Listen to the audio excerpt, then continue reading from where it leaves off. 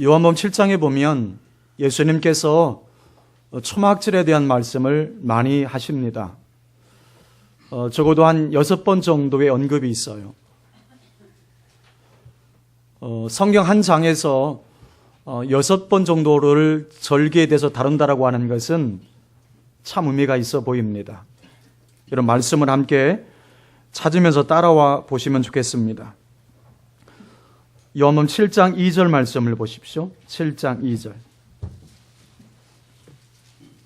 유대인의 명절인 초막절이 가까운지라. 7장 8절도 보십시오. 너희는 명절에 올라가라. 내 때가 아직 차지 못하였으니 나는 이 명절에 아직 올라가지 아니하노라. 10절 말씀도 보십시오.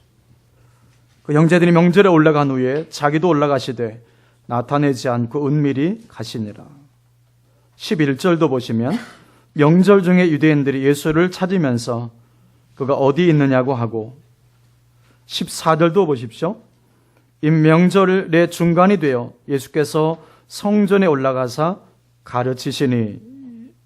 오늘 보면 37절 말씀을 보시면 명절 끝날 곧 큰 날에 예수께서 서서 외쳐 이르시되 누구든지 목마르거든 내게로 와서 마시라. 한 장의 초막절에 대한 언급이 굉장히 많다는 것을 발견합니다. 왜 이렇게 예수님께서 명절을 중심해서 말씀하고 계시는 것일까요? 이것은 예수님이 전하고자 하는 메시지와 초막절이 주는 상징과 의미가 연결되었기 때문일 것입니다. 여러분 아시는 대로 유대인들에게는 세 개의 큰 명절이 있습니다. 6월절, 77절, 오순절이라고도 하지요. 초막절입니다. 이 초막절을 다른 말로 장막절이라고도 부릅니다. 여러분 초막이나 장막, 다른 말로 하면 천막을 말합니다. 천막절기라 부를 수가 있을 것 같습니다. 우리가 초막절에 대해서 좀 분명히 알려면 초막절이 가지고 있는 의미를 몇 가지 알아야 합니다. 초막절에는 중요한 의미가 두 가지가 있는데, 첫째는 광야 생활에서 그 의미를 먼저 찾아야 합니다. 이스라엘 백성들은 가나안 땅에 들어가기 위해서 광야 40년간의 생활을 거쳐야 했습니다.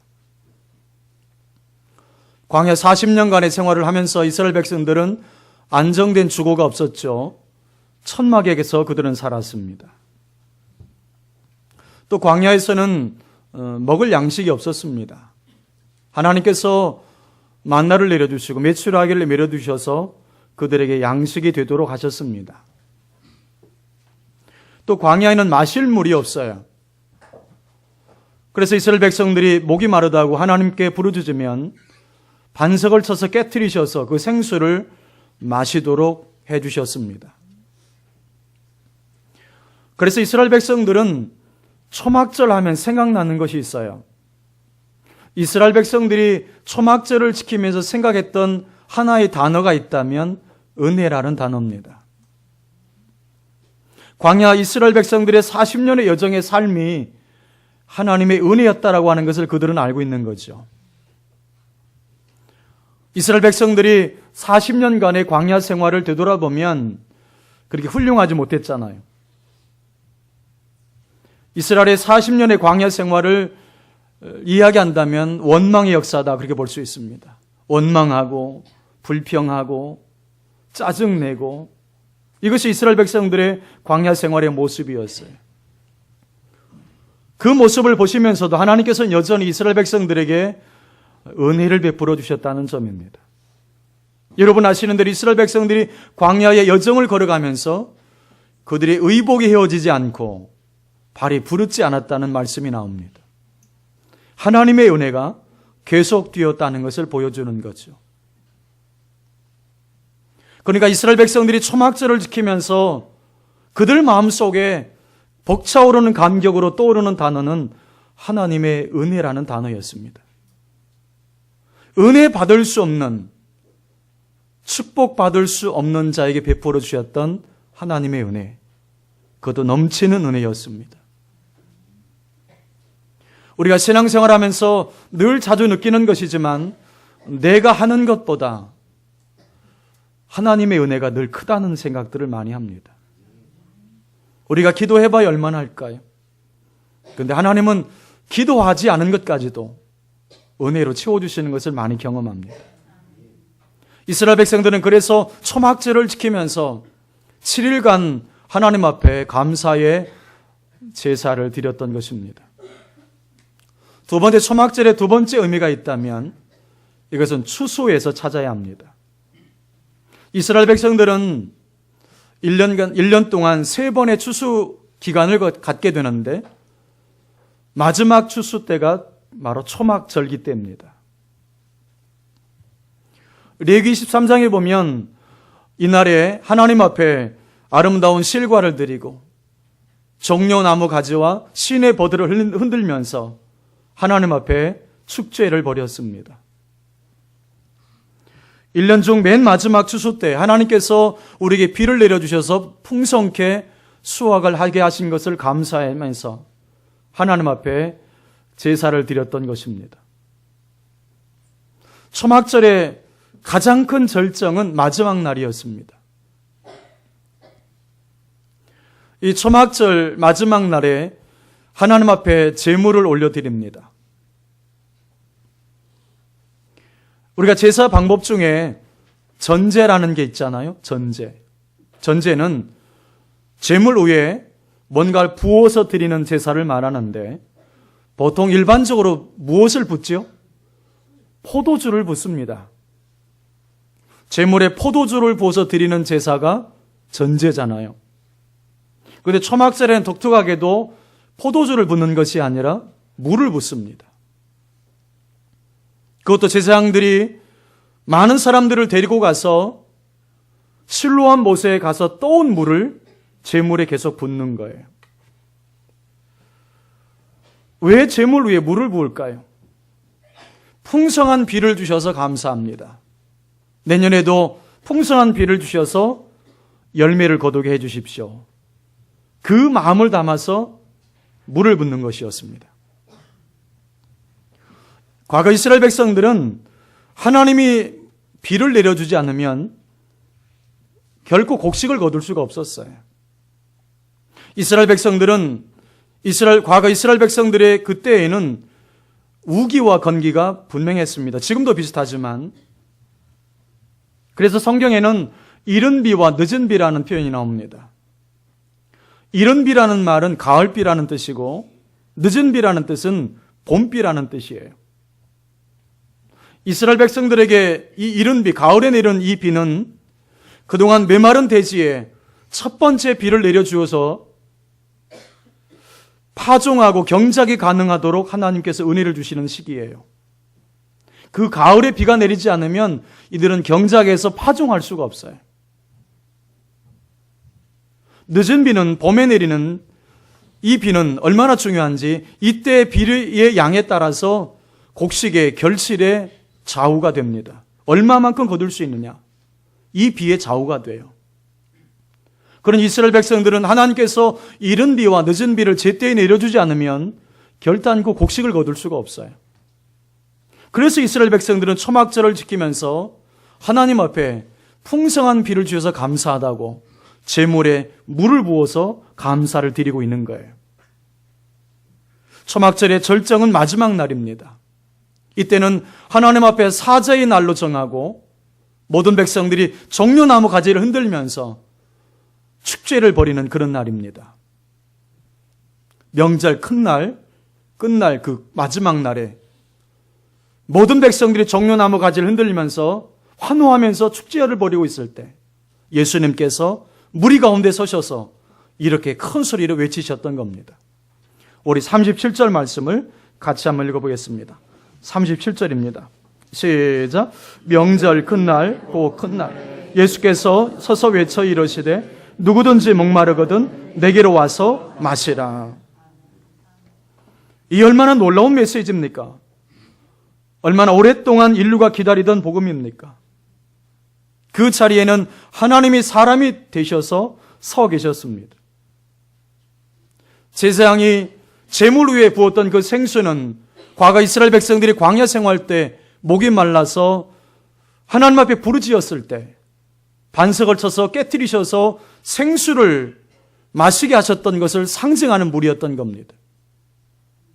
지금 예수님은 생수를 내는 반석이 내게 여기 있노라. 내가 너희들에게 생수를 주겠다. 목마르거든 내게로 와서 마셔라. 과거 이사야 선지자는 목마른 자들은 어디로 오라? 물로 나오라 그랬어요. 물로 나오라. 그런데 예수님께서는 목마른 자들은 내게로 오라 그렇게 말씀하고 있다는 것입니다. 왜 그럴까요? 이사야가 외쳤던 그 물이 바로 생수이신 예수 그리스도를 가리켰기 때문입니다. 여러분, 이 세상 사람 가운데 이처럼 장엄하고 분명한 메시지를 가지고 사람들을 초청할 수 있는 사람이 누가 있을까요? 세상에 목마른 사람들을 향해서 목마르거든 내게로 와서 마시라고 그렇게 자신 있게 말할 수 있는 사람이 누가 있을까요? 예수님밖에 없습니다. 오늘 세상 사람들은 누구나 할 것 없이 목이 말라요. 돈에 목말라 하고 명예에 목말라 합니다. 사랑에 굶주린 사람들이 거리를 헤매고 있고 오래 살고 싶은 사람들 때문에 그런지 날마다 건강식품이 새롭게 등장하고 있습니다. 이처럼 사람들 안에 채워지지 않는 그 목마름 때문에 많은 사람들은 갈증을 느끼며 지금 살아가고 있는 것입니다. 우리 큰아들도 목마른 것 같아요. 한때 엄마에게 직장을 다니라고 막 압력을 넣었던 적이 있습니다. 계획도 분명했어요. 아빠가 번 돈은 저축하고 엄마가 번 돈은 생활비로 쓰면 된다는 거예요.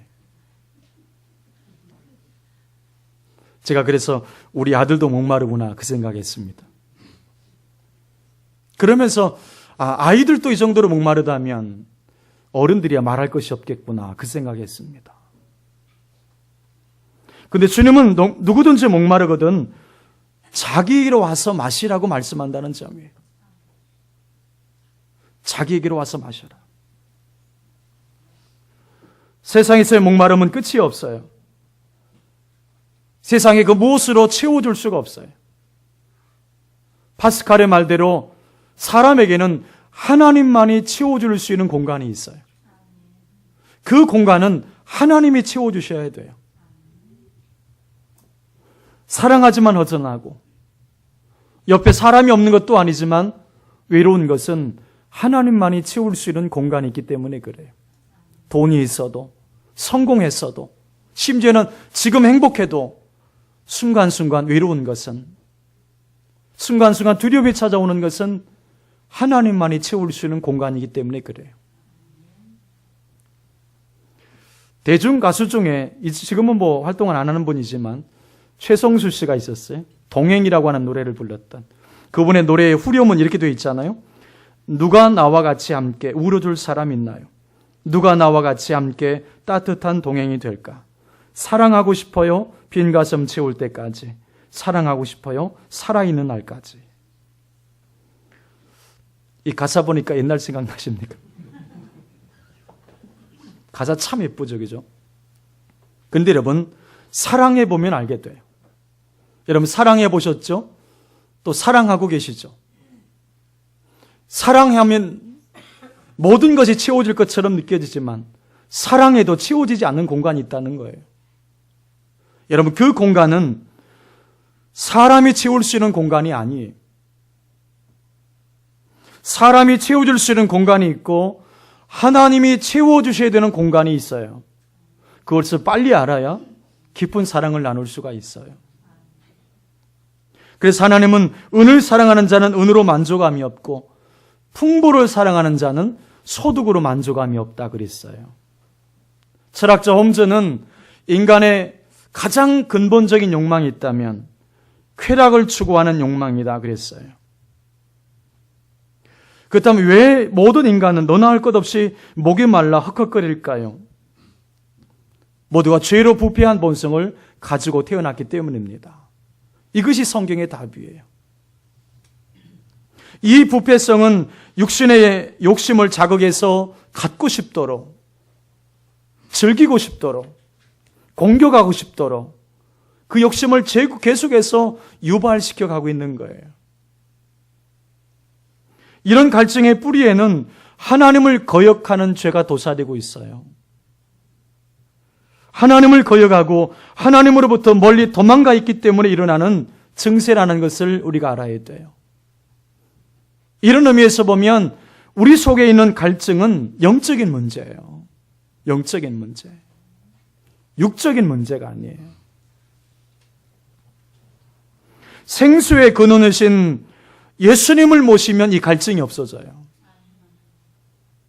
그런데 내 안에서 예수를 몰아내면 이 갈증을 해결할 길이 없어요. 생수의 근원이 예수님이시기 때문입니다. 예수님을 떠난 어떤 웅덩이도 여러분 우리를 시원케 하는 생수가 없어요. 인간의 갈증을 근원적으로 치료할 수 있는 분은 예수님밖에 없습니다. 왜 그러냐면 생수의 근원이 예수님이시기 때문입니다. 바꿔서 말하면 왜 인간들 속에 갈증이 있는가? 예수가 없어서 그래요. 예수를 만나지 못해서 그래요. 사람들은 이 갈증을 풀어보려고 돈을 따라가 보기도 하고 성공을 따라가 보기도 해요. 사랑해 보기도 해요. 그러나 그 갈증이 풀리질 않아요. 그런 것들이 유익한 것임에도 불구하고 그것을 영혼의 갈증을 풀어줄 만한 생수가 되질 못하는 것입니다. 그럼에도 불구하고 예수님은 누구든지 목마르거든 자기 귀로 나오라고 말씀하십니다. 누가 그 음성을 들을 수 있을까요? 누구든지만 들을 수 있어요. 이 누구든지는 소수예요. 특별한 사람들이에요. 누구든지 목마르거든 내게로 와서 마시라. 그 주님의 음성이 그 사람 귀에만 들린다는 거예요. 여러분, 그러면 이 누구든지가 누구일까요? 하나님의 예비적 은총을 입은 자들입니다. 아직 예수를 믿지 않고 하나님을 찾아 나오진 않았지만 마음속에 뭔가 특별한 것을 느끼고 있는 거예요. 돈과 명예로도 이 목마름이 해결되지 않는다는 사실을 깨닫고 하나님을 찾아 나오는 사람들이에요. 교회나 가볼까? 나도 예수 믿어볼까? 그 말이 입에서 나오기 시작하는 거예요. 여러분, 교회는 아무나 나올 수 있지만 누구나 나오는 것은 아니에요. 하나님의 예비적 은총을 입은 사람들이 나오는 거예요. 그러면 문제는 이 마음을 갖는 것이 자기 본성으로 할 수 없다는 거죠. 내 본성으로 하나님을 찾을 수가 없다는 거예요. 하나님께서 의대의 막대기로 그 사람을 툭툭 쳐줘야 반응하게 된다는 거예요. 신학자들이 말하는 하나님의 전지 작업이 필요해요. 은혜의 막대기로 툭툭 쳐주는 사람들이 있어요. 그 사람들이 하나님 앞에 나오는 거거든요. 그 사람들의 귀에 목마르거든 내게로 와서 마시라고 하는 주님의 음성이 들리는 거예요. 바로 이 사람들을 가리켜 성경은 은혜 받은 사람들이다. 긍휼을 입은 자들이라고 말씀을 합니다. 사랑하신 여러분 누구든지의 내가 들어있음에 감사하시기 바랍니다. 정말 감사하셔야 돼요.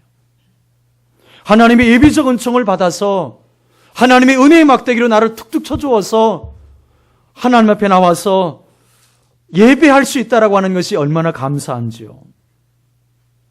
여러분, 지금 그렇지 않다면 우리도 아마 갈증을 풀어보기 위해서 노래방, PC방, 찜질방, 방방마다 헤매고 다닐 거예요.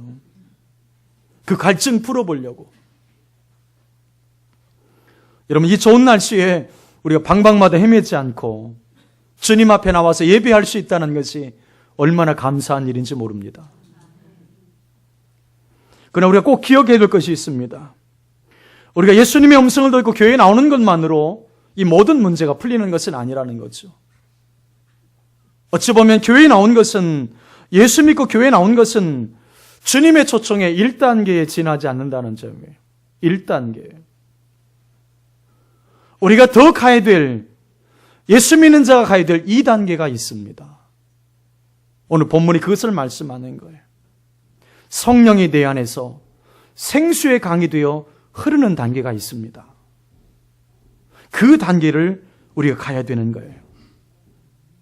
많은 사람들이 예수 믿는 그 자리, 교회에 나온 그 자리에만 머물러 있고 그 성령이 자기 안에서 생수의 강이 되어 흐르는 경험을 하지 못해요. 여러분, 하나님의 궁전에 초대받은 사람들이 에피타이저만 먹고 나와서 되겠습니까? 좋은 레스토랑에 가면 식욕을 돋구기 위해서 에피타이저를 좀 주잖아요. 그런데 어떤 사람은 에피타이저를 배불리 먹어가지고 정작 메인 디시가 나왔을 때, 정찬이 나왔을 때 제대로 못 먹는 사람 가끔 봐요. 지혜롭지 못한 거죠. 이런 마찬가지로 주님의 음성을 듣고 교회에 나오는 것만으로 만족하는 사람이 이와 같다는 것입니다. 우린 예수 믿고 성령을 받은 것으로 조용히 있는 것이 아니라 성령의 시냇물처럼 흐르는, 성령의 강같이 흐르는 그런 은혜의 체험 세계로 우리가 들어가야 돼요. 그래야 신앙생활하는 맛이 나는 거예요. 여러분에게 이런 은혜가 있기를 축원합니다. 이 은혜를 정말 잘 묘사한 찬송이 있어요. 여러분, 찬송가 182장 우리 1절과 2절을 여러분 찬송할 때에 주님 내 안에 이런 은혜의 흐름을 주옵소서라고 여러분 사모하면서 함께 찬송해 보죠. 가사를 붙잡으셔야 됩니다. 강물같이 흐르는 기쁨 성령 가님함이라 정결한 마 영원하도록 주의 거처 되겠네. 주님 주시는 참된 평화가 내 맘속에 넘치네. 주의 말씀에 거센 풍랑도 잠잠하게 되도다. 2절입니다. 나의 생명 소생케 됨은 성령이 마심이라. 모든 의심 슬픔 사라져 주의 평강 넘치네. 주님 주시는 참된 평화가 내 맘속에 넘치네. 주의 말씀에 거센 풍랑도 잠잠하게 되도다. 강물같이 흐르는 기쁨.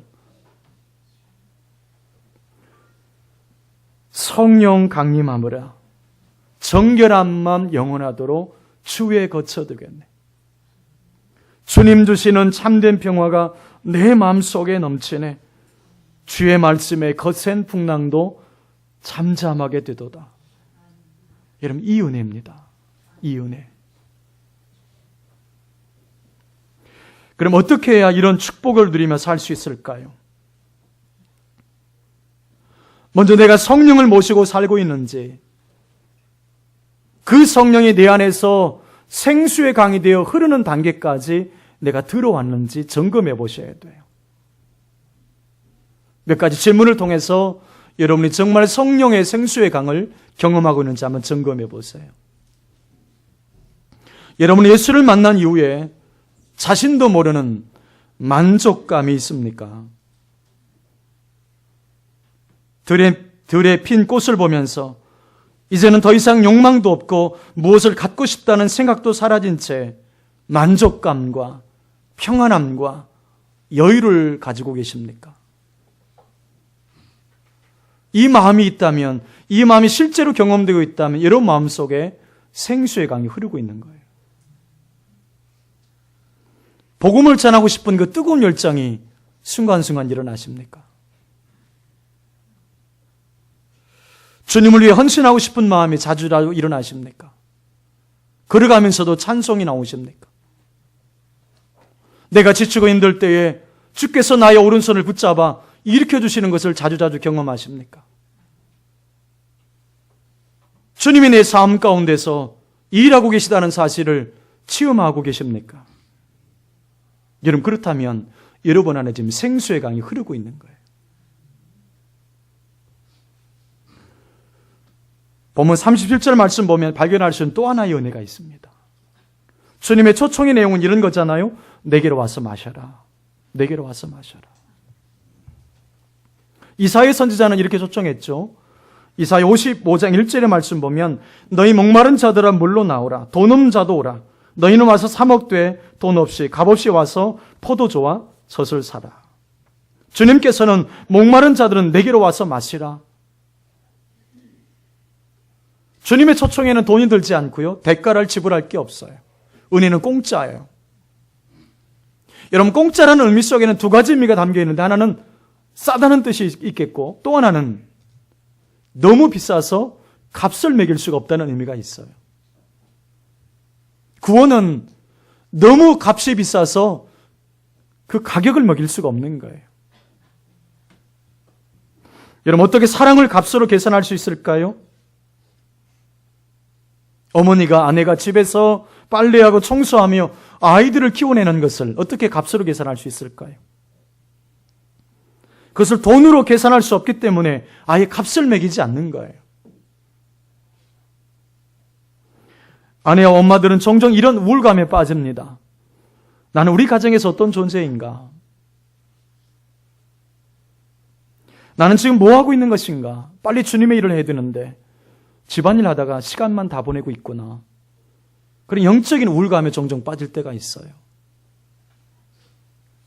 여러분, 우리가 교회 나와서 봉사하는 것만 주의 일일까요? 우리가 찬양대로 섬기고 교사로 구역장으로 여러 가지 봉사 영역에서 일하는 것만 하나님이 인정하시는 일일까요?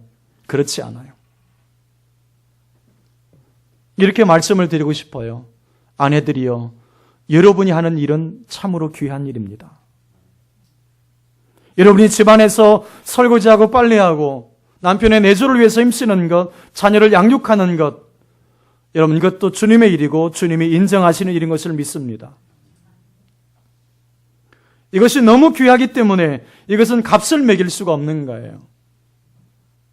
여러분, 구원도 마찬가지입니다. 구원도 값을 매길 수가 없는 거예요.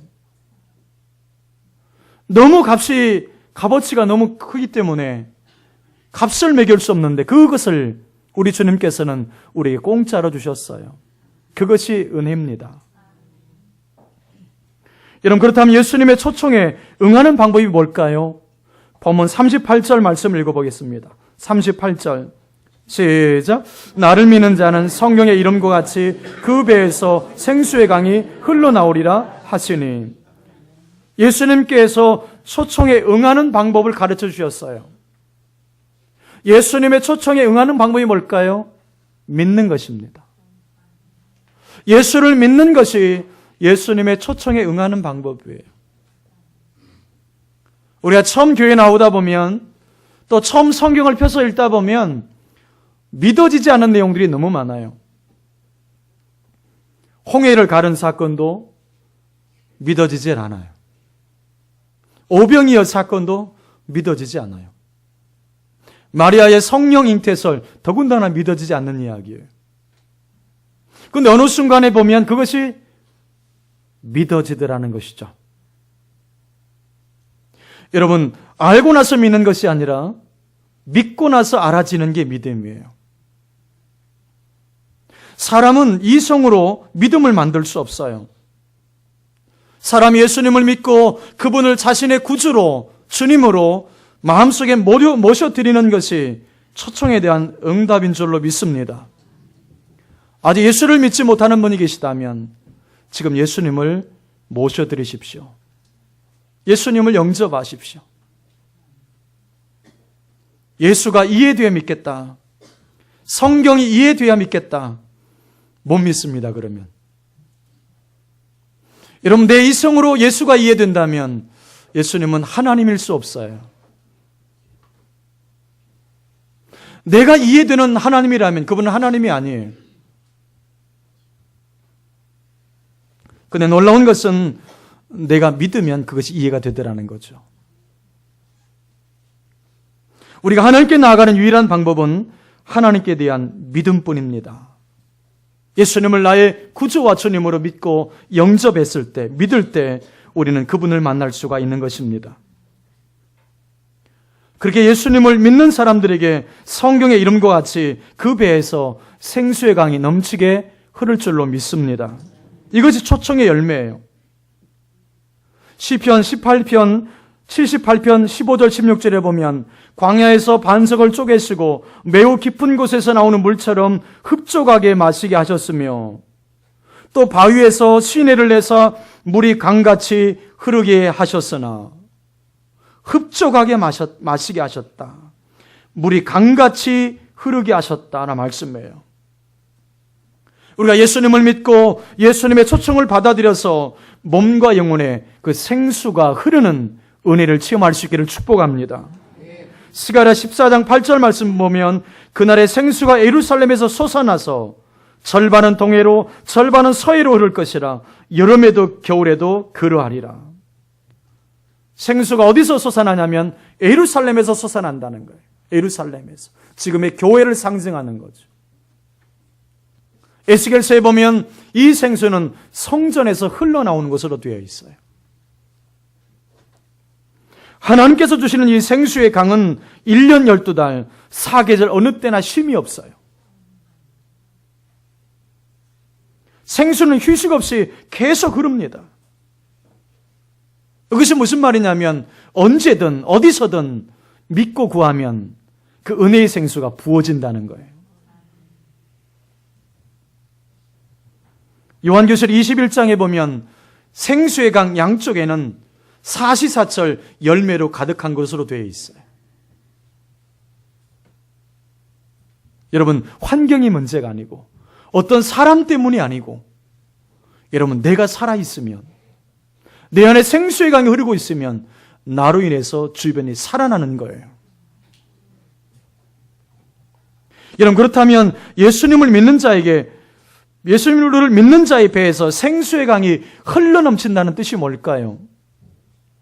본문 39절에서 확실하게 설명하고 있죠. 같이 읽어봅니다. 39절 시작. 이는 그를 믿는 자들이 받을 성령을 가리켜 말씀하신 것이라. 예수께서 아직 영광을 받지 아니하셨으므로 성령이 아직 그들에게 계시지 아니하시더라. 예수를 믿는 사람에게 생수의 강이 흐른다는 것은 성령님의 활동, 살아있는 능력, 풍성한 은혜를 말하는 거예요. 평강이 흐릅니다. 기쁨이 흐릅니다. 찬양이 흐릅니다. 수많은 사람들이 교회에 나와서 예수를 믿지만 많은 사람들이 성령이 생수의 강이 되어서 흐르는 체험을 못하고 있어요. 찬양이 흐른다는 것이 뭔지를 몰라요. 평강이 흐른다는 것이 뭔지를 맛보질 못했어. 많은 사람들이 교회 가야지 그러면서 그냥 하루하루 사는 거예요. 교회 나와서 예배 드리고 성경 읽고 설교를 듣고 헌금도 합니다. 그러면서 밖에 나가서는 세상 사람들과 별반 다르지 않게 살아가요. 그런 생활에 전혀 변화를 보이지 않고 있어요. 예수를 믿고 교회 나왔지만 이런 사람들은 생수의 강이 흐른다고 말할 수 없어요. 우리의 믿음은 어제나 오늘이나 똑같고 아무런 감동이 없어요. 예배 드리면서 여러분 눈물 흘려본 적이 언제입니까? 찬송 부르면서 눈물 흘려본 적이 언제이십니까? 그런 사람에게 생수강이 흐른다고 말할 수가 없어요. 물이 바짝 말라버린 강이 있습니다. 물이 완전히 말라버린 우물도 있습니다. 예수를 믿고 교회에 나오지만 성경도 보지만 그 사람의 삶 속에서는 감동과 충만과 열정을 볼 수가 없어요. 그런데 어떤 사람의 얼굴에는 빛이 있고 기쁨이 있어요. 돈이 없어도 불안하지 않고, 병들어도 위축되지 않고, 실패해도 낙심하지 않아요. 가난하지만 여유가 있어요. 그 사람의 얼굴에는 항상 기쁨으로 충만하고 자신감이 넘쳐요. 제가 신학생이었을 때 동기들과 함께 삼각산에 많이 가서 기도했습니다. 도착해 보니까 한 밤 10시쯤 됐습니다. 그날은 하나님께서 특별하게 기도시키지 않고 찬송하게 하셨습니다. 지금은 개역개정으로 바뀌었지만 여러분 개역개정판 찬송이 총 아멘송을 빼고 639장입니다. 아셨죠? 그죠? 근데 이전 개역 한글판 찬송은 아멘송을 빼면 550장이었어요. 처음 듣는 것처럼 지금 반응하시죠? 1장부터 550장까지 불러본 적이 있습니까? 그날 하나님께서 저희들에게 은혜를 주셔서 1장부터 만복의 근원 하나님부터 찬송을 시켜서 550장까지 찬송을 하게 하셨어요. 밤새 찬송만 했습니다. 제가 모르는 찬송도 있기 때문에 적게 잡아도 한 300곡은 부른 것 같아요. 약간 좀 엉뚱한 생각을 한번 해보았습니다. 술 취한 사람이 노래방에 갔을 때 몇 곡 정도 부를 수 있을까? 우린 경험이 없으니까 잘 모르잖아요. 그죠? 술 취해본 경험이 없으니까. 100곡 정도 부를까요? 너무 작게 잡았나요? 200곡 정도 부를까요? 생수의 강이 흘러넘치는 사람은 약간 맛이 간 사람이에요. 성령에 취해서 그래. 우리 옆 사람을 보면서 이렇게 말해주세요. 당신은 약간 맛이 간 사람 같으십니다. 한번 해보세요. 당신은 약간 맛이 간 사람 같습니다. 네. 염려할 일인데 걱정이 안 되고 기도가 돼요. 상대방이 욕을 하는데 축복을 해줘요. 외로울 때 두려울 때 하나님 앞에 찬양을 드려요. 심지어는 새들의 지저귀는 소리도 찬양 소리로 들려요. 약간 맛이 간 거죠. 그죠? 예수 제대로 믿는 사람들은 약간 맛이 가 있어요. 성령에 취해서 그런 거예요. 이런 은혜가 여러분 가운데 있기를 축복합니다. 여러분, 우리 문제를 한번 정직하게 한번 보십시다. 여러분, 오늘 우리의 문제가 무엇입니까? 과거에는 그 시절이 다 있었다는 거죠. 과거 어느 순간에는 성령의 생수의 강이 흘렀다는 것이죠. 그런데 지금 안 된다는 거예요. 지금이 안 된다는 거예요. 과거에는 금식을 밥 먹듯이 했지만 지금 안 한다는 거예요. 과거에는 공예배 빠지면 큰일 나는 줄 알았지만 지금 안 된다는 거예요. 과거에는 새벽기도 빠지면 그날이 굉장히 힘들었는데 지금은 그렇지 않다는 거죠. 우리가 은혜 충만했을 때는 예배 묵도부터 시작해서 축도까지 눈물로 드렸어요. 찬송과 사절을 눈물로 드렸어요. 근데 문제는 지금 안 된다는 거예요. 지금 그 은혜가 없다는 거죠. 오늘 다시 흐르는 은혜가 있기를 축복합니다. 성령의 생수의 강이 여러분 속에서 흐르는 은혜가 있기를 축복합니다. 사랑하는 여러분, 바닥난 인생을 살지 마세요. 메마른 인생을 살지 마세요. 우리는 충만한 사람들이에요. 생수의 강이 흐르는 사람들이에요. 왜냐하면 우리 안에 성령이 계시기 때문입니다.